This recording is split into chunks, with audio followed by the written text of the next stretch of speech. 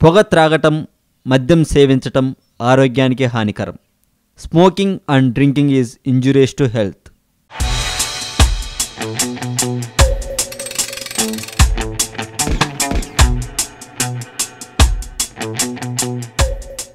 అందమైన నగుమోము, అందమైన కమ్మనైన పాట, ఇలా పొగడటానికి సింగర్ సునీత గారే కారణం.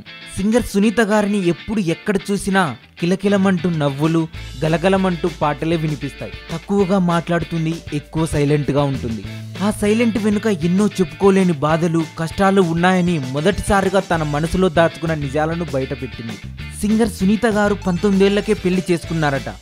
అందమైన జీవితం మొదలుపెట్టాలని ఆశగా ఆశించిన ఆమె జీవితంలో రాక్షసుడు, మూర్ఖుడు, చీటర్ అన్నీ తన భర్తే అని చెప్పుకొచ్చింది. పక్కనే ఉంటూ మోసం చేయడం, నా పేరు చెప్పుకొని తెలిసిన వారి దగ్గర డబ్బులు తీసుకోవడం అతని మనస్తత్వం. నమ్మిన వ్యక్తి మోసం చేస్తే ఆ బాధ ఎలా ఉంటుందో ఎన్నో ఏళ్లుగా అనుభవించానని, ఎన్నో రోజులు ఎవరికీ చెప్పుకోలేక ఏడ్చానని తన భర్త చేసిన మోసం గురించి ఒక మీడియా సంస్థకు చెప్పుకుంటూ ఆవేదన వ్యక్తం చేసింది సునీత గారు.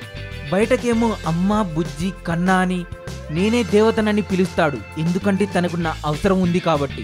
నేను విడాకులు కోరుతున్నా విడాకులు ఇవ్వడం లేదు, కానీ తన గురించి ఏ రోజు చెడుగా తన పిల్లల వద్ద చెప్పలేదని, ఎవరికి వారే తెలుసుకోవాలని ఆమె అన్నారు.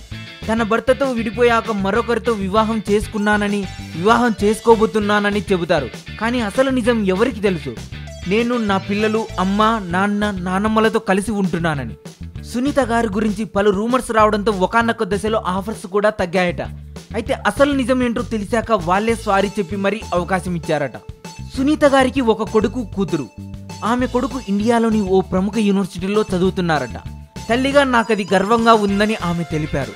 తన తండ్రి ప్రభావమో ఏమో తన కొడుకు సినిమాల్లోకి రావాలని ఉన్నాడని, అయితే మొదట పీజీ పూర్తి చేయమని ఆమె చెప్పారట. ఇక ఈ మధ్య మీ భర్తతో ఎప్పుడైనా మాట్లాడారా అన్నదానికి సమాధానంగా, డబ్బుల గురించి వదిలేయి, పిల్లల బాధ్యత గురించి ఆలోచించు అంటే, నాకన్నా నీకే బాగా తెలుసు కదమ్మా అంటాడు. అతనికి వదిలించుకునే తత్వం. తను మారటానికి ఎంతో సమయం ఇచ్చాను, కానీ తను మారలేదు, తన మనసు మారలేదు అంటూ తన మనసులో దాచుకున్న నిజాలను బయట పెట్టారు సునీత గారు. ఈ వీడియోపై మీ కామెంట్ కూడా పోస్ట్ చేయవచ్చు.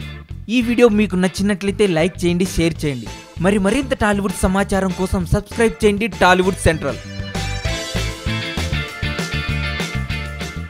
ఇక ఈ మధ్య వచ్చిన అంత మూవీలో రష్మి ఉన్నది కొద్దిసేపే అయినా సినిమా ట్రైలర్లో రష్మి రొమాన్స్ని పెట్టి ఆ సినిమాకు కూడా డబ్బులు సాధించేలా చేసుకున్నారు డైరెక్టర్ గారు.